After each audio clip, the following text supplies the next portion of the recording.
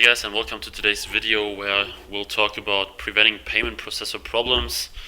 This is a pretty recent topic because many people I know and also some clients went through different problems with their payment providers like PayPal or Stripe. And it's a pretty nasty thing if you're doing Shopify or e-commerce in general and suddenly your payment processor stops working with you or puts your account on hold or limits your account or bans it completely or whatever.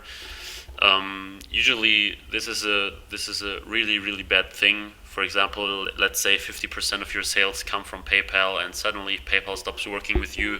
Obviously this is like the worst thing that could happen.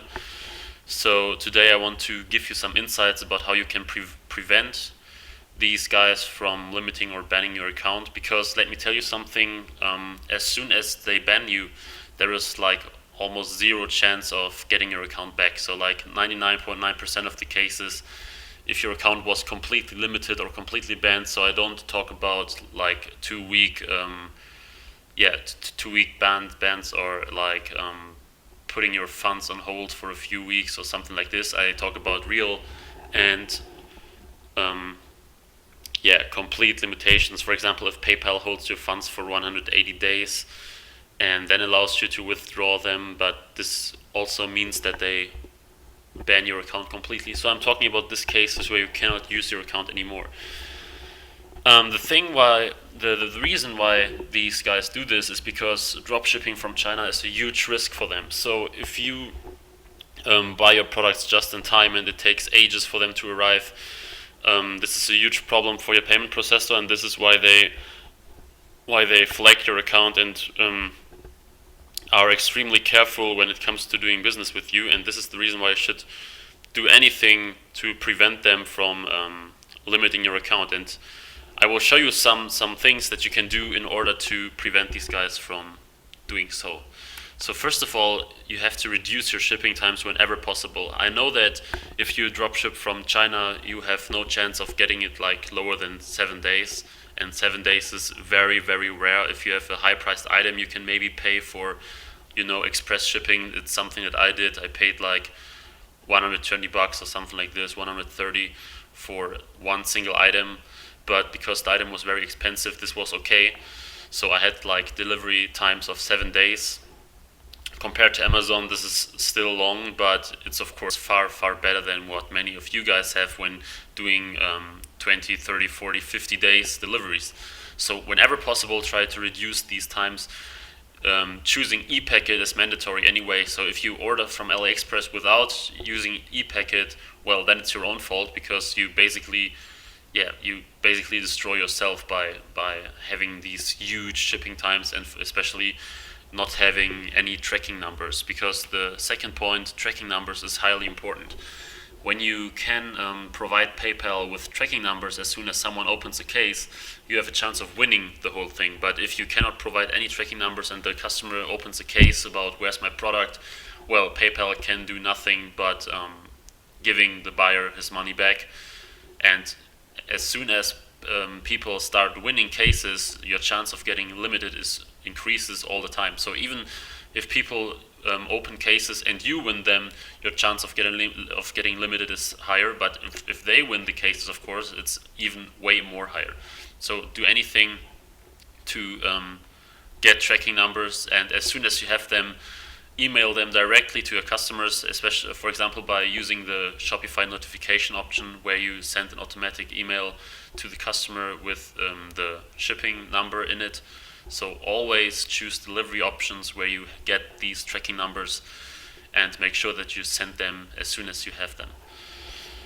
The third thing is customer responsiveness. So you have to do anything in order to keep your customer happy and to keep your customer, to prevent him from getting nervous. So if your customer is waiting 2 weeks for his product now, and maybe your store looks a little not that professional and it lacks any social proof, and the customer may at some point get the feeling that he made a wrong decision, and he may send you an email, hey, where's my product, or something else like I want my money back or something like this.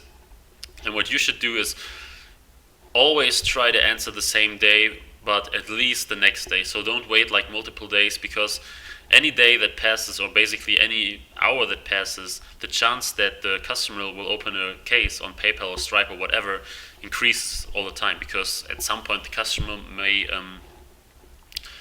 may be in a lost situation and he thinks, okay, the only thing I can do now is approaching PayPal and claiming a refund. So you should do anything to prevent the customer from doing this step. Always try to communicate with him directly by yourself, and don't let him escalate the whole thing to PayPal. So do anything you can to keep them happy. If they ask you anything, make sure that you answer them directly and these things. And if someone says that he wants a refund, better you pay him by yourself instead of risking that he claims a refund on PayPal himself. So it's always better to be nice and give him a refund if something bad happened, like he's waiting too long or something like this. This always looks better than if the customer opens a case and then gets his money back. So make sure to keep this in mind. The next thing is that you shouldn't withdraw your money from PayPal, for example, too quickly. If PayPal sees that you get money and as soon as you receive the money you put it to your bank account, and you do this all the time, it's already a flag for them, because it seems like you are not confident in what you're doing or something like this, or you try to save your money as soon as you have it. And of course for PayPal this looks a little fishy. So if you do this all the time, you have like $100 on your account and immediately withdraw all of it, PayPal is more likely to hold your account, because for them it's more safe if there's money on there. So if you get money all the time and if you get money all the time but you never have money on your account, PayPal is much more likely to limit you. So make sure that you always have some money on the account, or that you withdraw on a regular basis or at certain amounts, like every time you have 500 or $1,000 on your account or whatever.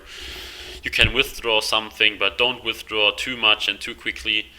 You might think that this will save you from getting damaged too much when PayPal limits you, but on the other hand, this will cause the limitation as well. So on the one hand, you have some of your money safe if you withdraw it immediately, but on the other hand, you risk getting limited. So you should try to find a balance there. And the last thing I can recommend you to do is having a legal business. So there are still so many people out there who do this Shopify and e-commerce thing just as a private person. So they're getting like thousands of bucks in their PayPal accounts and stuff like this, and making so many sales, but they don't have a legal business. And in my opinion, this is something that is absolutely nonsense. So if you really try to be serious with e-commerce and with Shopify, you should always register a legal business. First of all, you have more opportunities, then you have less risks of getting trouble with the government regarding taxes and so on.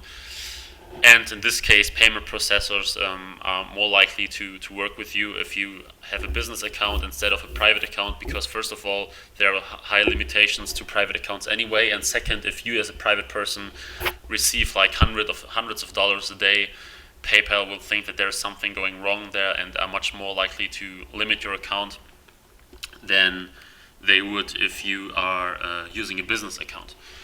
So these are the 5 things that I can recommend in order to prevent yourself from getting your account limited. Always keep an eye on them, and always think of the fact that they may limit you soon. So try to do all the things and do your best to just look good in their eyes, right? So you don't want to miss all these things, and then after they limit your account, be very sad about it and say, oh damn, why did you limit my account, something like this.